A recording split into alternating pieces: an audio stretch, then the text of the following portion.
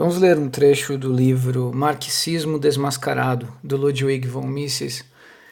Um trecho que vai esclarecer para nós o que está acontecendo no STF, esse julgamento que pode colocar na rua 200 mil criminosos e tornar quase impossível para um criminoso que tem um pouquinho de dinheiro ser preso no Brasil. Vocês estão no Brasil, sobretudo Deus sobre todos. Deixem seu like, inscreva-se no canal, compartilhe esse vídeo, assista por favor também aos outros. Vamos ler o trecho, depois vamos comentar um pouco a respeito, depois, se for possível, vocês também comentem aí embaixo, deixem sua opinião. O Manifesto Comunista surgiu em 1848, nele Marx pregava a revolução, ele acreditava que a revolução estava a um passo. Por isso acreditava que o socialismo se estabeleceria por uma série de medidas intervencionistas. Ele listou 10 dessas medidas, entre elas, aumento progressivo do imposto de renda. Então, isso nós já vimos acontecer no Brasil, aumento progressivo do imposto de renda. Estamos chegando a uma carga tributária que praticamente nos torna escravos do Estado. Abolição do direito à herança. Propostas de abolição do direito à herança já foram propostas por pessoas do PCdoB e pessoas do PSOL e tudo mais. E há uma taxação, há uma taxa, um imposto na herança, na transmissão da herança, que também o preço de inventários, de taxas e tudo mais torna a abolição da herança uma ideia possível para o futuro. Reforma agrária. Nós conhecemos as repercussões do movimento do Sem Terra no Brasil, a reforma agrária que acontece, a entrega de terras aos índios, essas coisas todas, cujo resultado final é a abolição da propriedade privada. E assim por diante.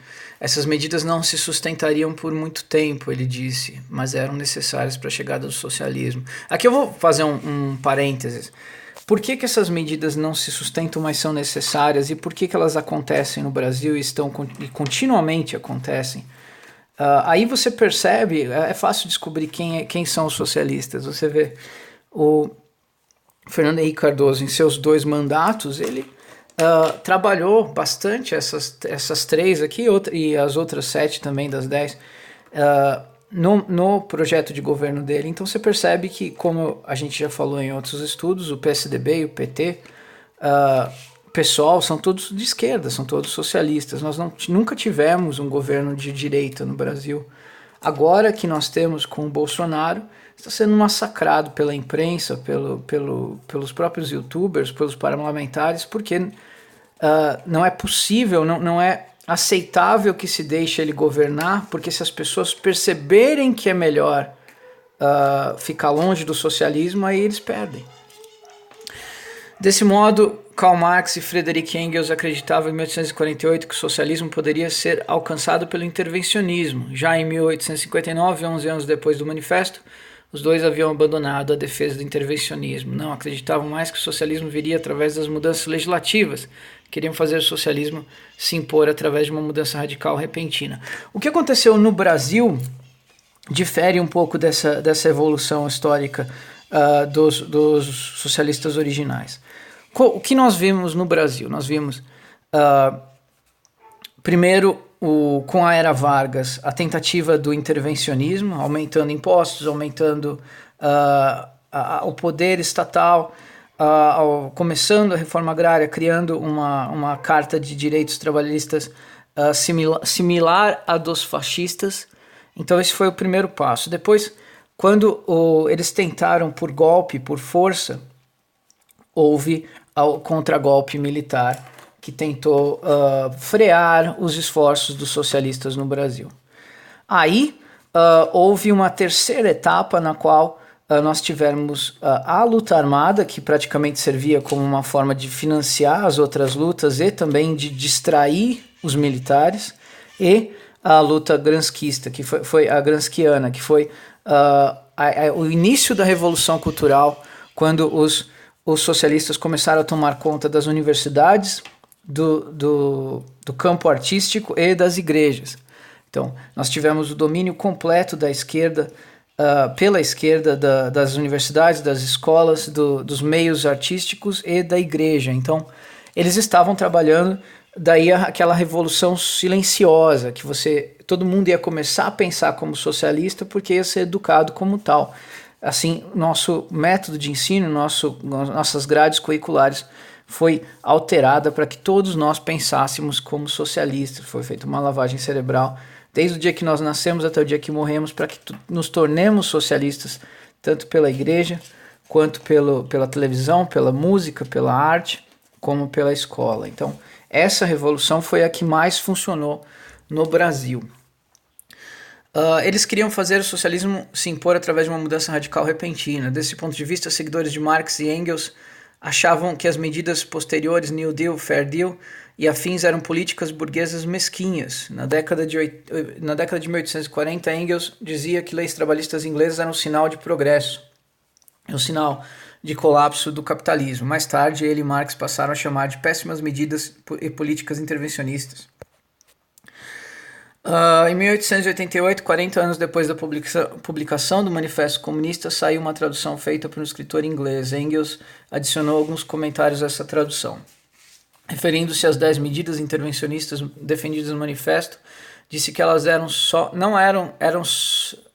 não só insustentáveis, como necessariamente forçariam cada vez mais o aparecimento de novas medidas do tipo, até que eventualmente essas medidas mais profundas levariam ao socialismo. Aqui que está o que eu gostaria de falar para os senhores, que para mim é o cerne do que está acontecendo no Brasil e vem acontecendo há muito tempo. O que nós tivemos no Brasil desde a reabertura democrática foram governos socialistas, sobretudo congressos esquerdistas socialistas, que forçadamente fizeram leis que iam tornar a vida do brasileiro insuportável. E, no caso do nosso Supremo Tribunal Federal, ministros do Supremo Tribunal Federal indicados por socialistas e esquerdistas, com a mentalidade esquerdista e socialista, que iam tomar decisões judiciais que tornariam a vida insuportável. De modo que todos nós crescemos sabendo que no Brasil as pessoas ricas não eram punidas, as pessoas ricas não eram punidas, as pessoas ricas não eram punidas. Qual foi a lógica disso? Foi criar leis que tornasse difícil a punição de pessoas ricas e assim aumentar o ódio do povo pelas pessoas ricas. E criar um abismo moral entre a população e a riqueza, de modo que as pessoas nem cogitassem a ideia de que se elas prosperassem em seus respectivos negócios, elas próprias poderiam se tornar ricas. Então, é uma profecia que se autocumpre o que foi feito no Brasil. Foram criadas leis que tornaram a vida insuportável, aumento de impostos, taxação de todo tipo, serviços públicos de péssima qualidade para tornar a vida do brasileiro insuportável, criar nele uma satisfação artificial, uma carestia artificial, uma vez que o Brasil é um país rico, não haveria necessidade nenhuma de ninguém passar apuro nenhum. E de modo que nasceria na população brasileira essa ânsia por uma utopia, por uma sociedade, entre aspas, mais justa. Por quê? Porque as próprias leis que os socialistas fizeram aprovar tornava a vida nessa sociedade supostamente capitalista em que nós vivemos insuportável. Por quê? Porque eles fizeram leis injustas. Fizeram leis que massacravam a população, fizeram de tudo para que o serviço público fosse mal prestado, de modo que todo mundo estivesse infeliz, inseguro e ignorante o tempo todo e doente o tempo todo. Então, aumentaram os impostos até a exaustão para que seja impossível pagar e diminuíram até o mínimo a qualidade dos serviços prestados com esse imposto e roubaram o resto ou usaram para custear novas eleições, novos movimentos da revolução. Ao mesmo tempo que isso tudo era feito, houve a dominação cultural. Todas as igrejas, todas as emissoras, os livros, os programas de rádio, as músicas, nos induziam a pensar como socialistas. E as escolas, é claro. Sobretudo as universidades formavam doutrinadores socialistas. Isso se deu muito bem. Porém, houve uma mudança nesse curso, que foi, perdoem-me a franqueza, foi o surgimento do Olavo de Carvalho. Olavo de Carvalho, o divisor de águas na história brasileira. Ele expondo tudo o que estava acontecendo e pela primeira vez fazendo muita gente acordar. Você está falando que Olavo de Carvalho é o estopim de tudo que existe de novo no Brasil? Sim, eu estou falando isso. Se por razões sobrenaturais, como acredito eu, como um instrumento divino de pessoa que vai fazer os outros acordarem, ou como a coincidência histórica, como acreditariam talvez os ateus, não sei, não importa. O importante é que sim, Olavo de Carvalho foi o início de acordar, quando a internet surgiu e passou a facilitar a divulgação das ideias do Olavo de Carvalho. Agora não importa se eles matarem o Olavo de Carvalho amanhã, o estrago, entre aspas, já está feito. Aí a dominação cultural perdeu o efeito. Quando você descobre como uma mágica é feita, como um truque é feito, ela perde o efeito. Então, uma boa parte da população já não mais se seduz pela doutrinação socialista. Nós podemos até ainda pensar como socialistas porque fomos doutrinados, mas nós sabemos a doutrinação. É igual quando uma criança abusada na infância adquire determinadas formas de agir quando é adulto, mas daí um belo dia, através de hipnose e terapia, ela se relembra do abuso que sofreu. O comportamento dela pode nunca mais ser alterado, mas as raízes do comportamento agora estão evidentes e, de alguma forma, isso trará algum tipo de redenção para a vida dessa criança abusada. E essa metáfora não é tão distante do que ocorreu quanto os senhores imaginam, porque o que foi que nós sofremos na infância, na escola, se não um abuso mental, moral, social, filosófico, por professores doutrinadores, e isso acontece hoje diuturnamente com os seus filhos. Seus filhos estão sendo abusados, em alguns casos até literalmente, todos os dias nas escolas, porque os professores ainda são, em sua grande maioria, socialistas, doutrinadores, esquerdistas, e continuam fazendo a revolução social.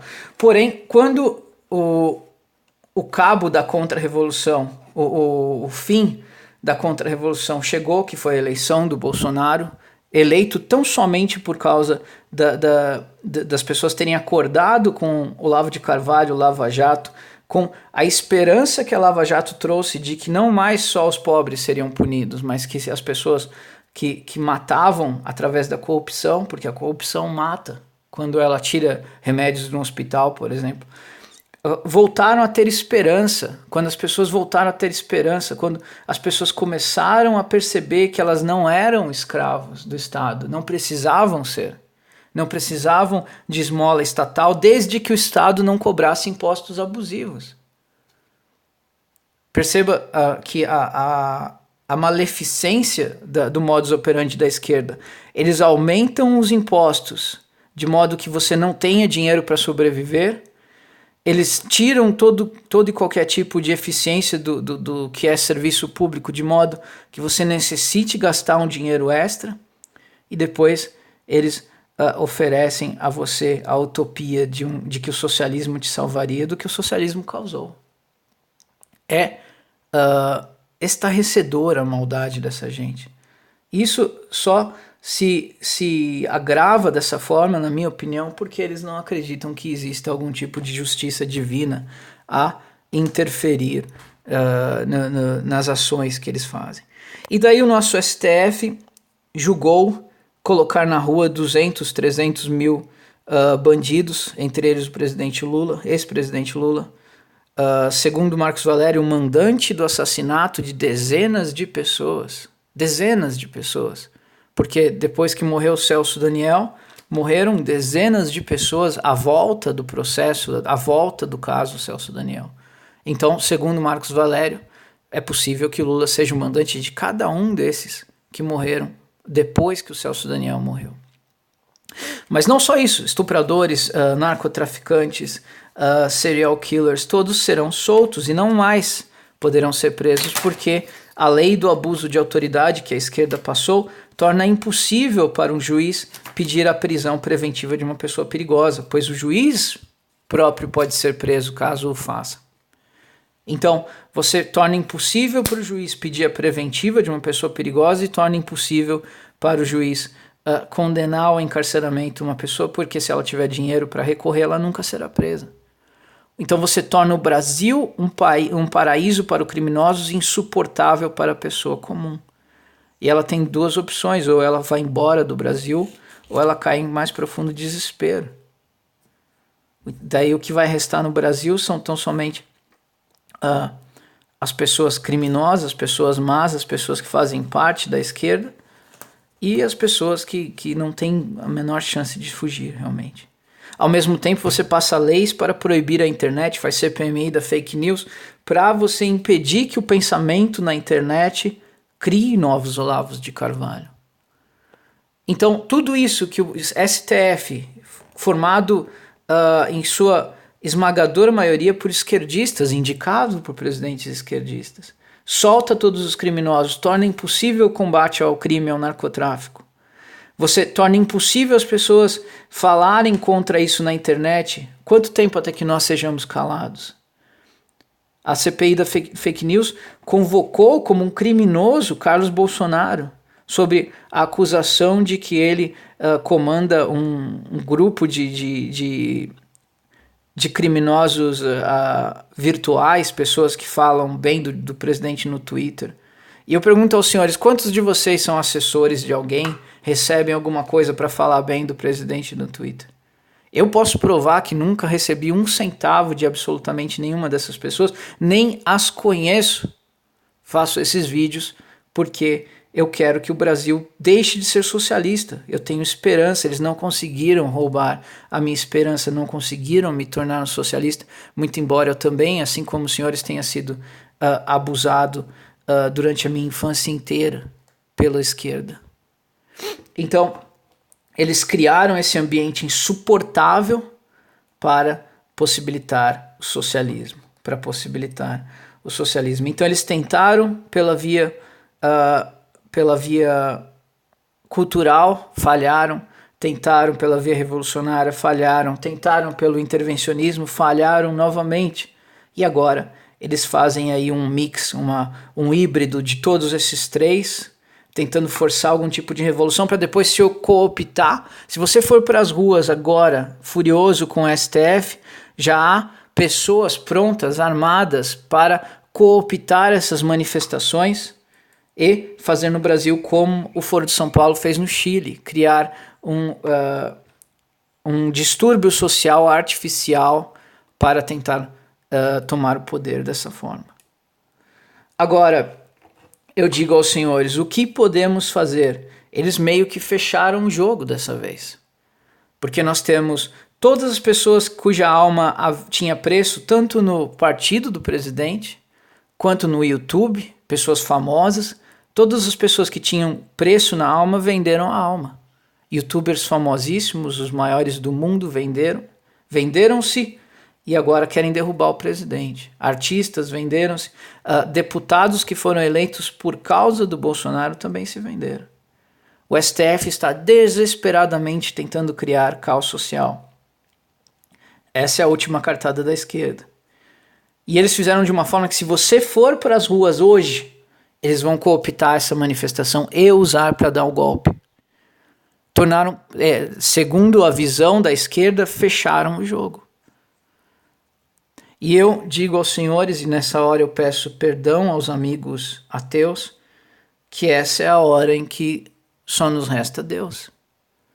Porque se por vias normais está tudo perdido, se eles, com todas as mentiras deles, prepararam uma armadilha que na cabeça deles é impossível de fugir, o que nos resta?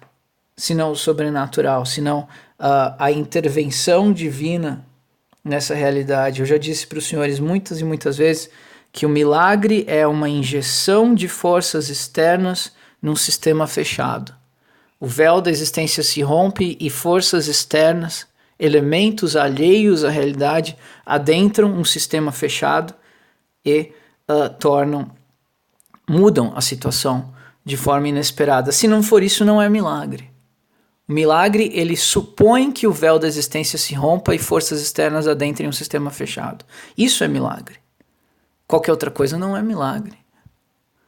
Então é hora que talvez a única coisa que possa nos salvar é um milagre. E vejamos o que acontecerá nos próximos dias. Se vocês vieram a esse vídeo procurando respostas, é bem provável que vocês saiam dele somente com mais perguntas, mas eu deixo aos senhores, além de não lhe dar respostas nenhumas, deixo aos senhores um pedido. Se você for cristão, acreditar em Deus, faça orações, reze pelo Brasil, porque a hora é de que o véu da existência se rompa e forças externas adentrem esse sistema fechado.